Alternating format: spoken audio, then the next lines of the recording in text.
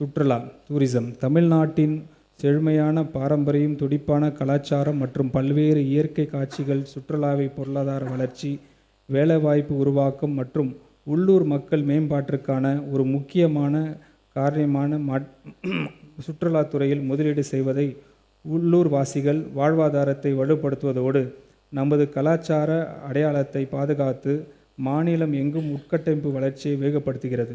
சுற்றுலா உட்கட்டமைப்பு விரிவுபடுத்துவதற்கான நம்பகமான நீண்ட கால நிதி ஆதாரத்தை உறுதி செய்வதற்காக ஒரு நிலையான சுற்றுலா வளர்ச்சி நிதியை இந்த அரசு உருவாக்கும்.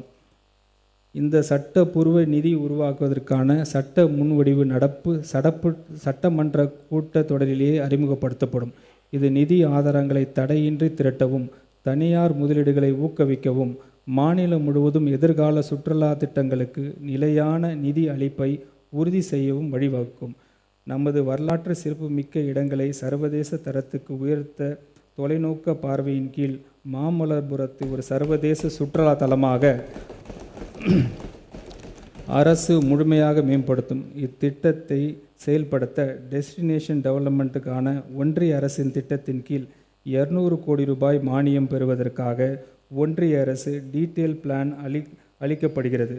இந்த ஸ்ட்ராட்டஜிக் இன்வெஸ்ட்மெண்ட் உலகதரம் வாய்ந்த சுற்றுலா வசதிகளை மேம்படுத்தி, போக்குவரத்து வசதிகளை அதிகரித்து, உலக சுற்றுலா வரைபடத்தில் தமிழ்நாட்டை இடத்தை வலுப்படுத்தும். தமிழ்நாட்டில் நதி சுற்றுலா ஊக்குவிக்கும் வகையில் மாநிலத்தின் 3 முக்கிய நதிகளில் நதி சுற்றுலாவை மேம்படுத்துவதற்காக 53 கோடி ரூபாய் நிதி ஒதுக்கீடு செய்யப்படுகிறது. இது காவிரி நதியில் ஒகேனக்கல் டு ஸ்ரீரங்கம் வரையிலும், வைகை ரிவரில் மதுரையில் மற்றும் தாமிரபரணி ரிவரில் பாபநாசம் முதல் திருநெல்வேலி வரையிலும் அமைக்கப்படும்.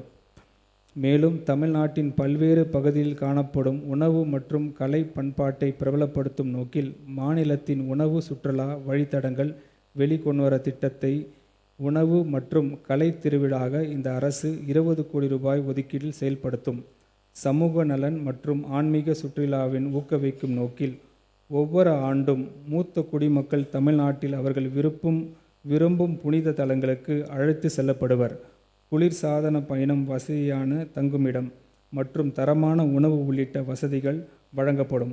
இத்திட்டத்தை நடைமுறைப்படுத்துவதற்காக 20 கோடி ரூபாய் ஒதுக்கீடு செய்யப்படுகிறது.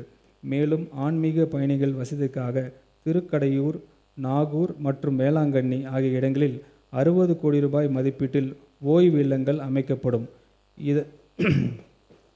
இதன் மூலம் ஆன்மீக பயணிகள் பாதுகாப்பான மற்றும் வசதியான தங்குமிடத்துக்கான ஆண்டவரின் அருளை பெற முடியும்.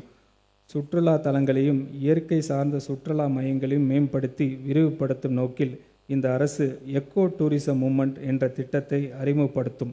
இந்த திட்டத்தின் கீழ் மலையேற பாதைகள், வனவிலங்கு சுற்றுலாக்கள், பறவைகளை பார்வையிடும் பாதைகள் மற்றும் படகு சவாரி பாதைகள், என்விரான்மெண்ட்ஸு உகந்த தங்குமிட வசதிகள், வழிகாட்டி மையங்கள், பார்வையாளர் மையங்கள் ஆகியவை உருவாக்கப்பட்டு மேம்படுத்தப்படும். மாநிலத்தின் பல்வேறு இயற்கை நிலப்பரப்புகள், வனங்கள் மற்றும் வனவிலங்கு பாதுகாப்பு பகுதிகள் உள்ளிட்ட இடங்களில் உள்ளூர் மக்கள் மற்றும் பழங்குடி இன மக்களின் பங்கேற்புடன் இந்த இயக்கம் செயல்படுத்தப்படும். உள்ளூர் மற்றும் பழங்குடி இன மக்களின் வாழ்வாதாரத்தை வாய்ப்புகளை மேம்படுத்துவதுடன் வன பாதுகாப்பத்திற்கு பங்களித்து பொதுமக்களிடையே இயற்கை குறித்து விழிப்புணர்வு ஏற்படுத்தும் இத்திட்டத்திற்காக 25 கோடி ரூபாய் நிதி ஒதுக்கீடு செய்யப்படுகிறது. கலை மற்றும் பண்பாடு தமிழரின் தனித்துவமான வரலாற்றையும் சிறப்பான பாரம்பரியத்தையும் பாதுகாக்கும் நோக்கில் கிழக்கு கடற்கரை சாலையில் அமைந்துள்ள தமிழரின் பாரம்பரிய பண்பாட்டு தலங்களில் தரம் உயர்த்தப்படும். இதற்கான விரைவான திட்ட அறிக்கையினை தயார் செய்வதற்காக திருத்த வரவு செலவு திட்ட மதிப்பீடுகளில் 5 கோடி ரூபாய் ஒதுக்கீடு செய்யப்படுகிறது. இந்த அரசு நாட்டுப்புற கலைஞர்கள் வாழ்வாதார பாதுகாப்பு திட்டத்தை அறிமுகப்படுத்தும். இத்திட்டத்தின் கீழ் ஒவ்வொரு ஆண்டும் நாட்டுப்புற கலைஞர்கள் நல வாரியத்தில் பதிவு செய்யப்பட்டுள்ள சிறந்த முறையில் செயல்படும் 200 கலை குழுக்கள் தேர்ந்தெடுக்கப்பட்டு 100 நாட்கள் பண்பாட்டு நிகழ்ச்சிகளை நடத்துவதற்கான வாய்ப்புகள் வழங்கப்படும். இத்திட்டத்திற்காக 23 கோடி ரூபாய் ஒதுக்கீடு செய்யப்படுகிறது. இத்திருத்த வரவு செலவு திட்ட மதிப்பீடுகளில் சுற்றுலா, கலை மற்றும் பண்பாட்டுத்துறைக்கு 775 கோடி ரூபாய் ஒதுக்கீடு செய்யப்படுகிறது. தமிழ் வளர்ச்சி. தமிழின் பாரம்பரியத்தையும் பாதுகாப்பதிலும் இளைஞர்களின் திறமைகளை ஊக்குவிப்பதிலும் நமது அரசு உறுதியான அர்ப்பணிப்புடன் செயல்பட்டு வருகிறது. செம்மொழியான தமிழ் மொழியின் இலக்கியத்தின் மீது இளம் வயதிலே ஆர்வத்தை வளர்க்கும் நோக்கில் 300 திருக்குறள்களை மனப்பாடம் செய்து சொல்லவும் 500 தொடக்கப்பள்ளி மாணவர்களுக்கு தலா 5000 ரூபாய் ஊக்கத்தொகையான அரசு வழங்கும்.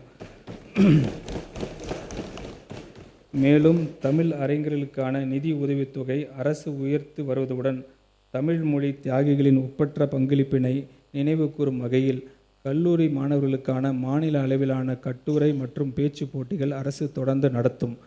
கண்ணியமிகு காயிது மிலத் அவர்களின் வரலாற்றை பெருமையும் போற்றும் வகையில் தமிழ் மொழி மீது அவர் கொண்டிருந்த ஆழ்ந்த பற்றியை கொண்டாடும் வகையிலும் ஒரு புதிய விருந்து ஆண்டுதோறும் திருவள்ளுவர் திருநாள் அன்று காயிது மிலத் அவர்களின் நினைவாக வழங்கப்படும். பிளே ஸ்டோர் மற்றும் ஆப் ஸ்டோரில் இருந்து பாலிமர் செயலியை QR கோடு மூலம் பதிவிறக்கம் செய்யுங்கள். செய்திகளை உடனுக்குடன் பெறுங்கள்.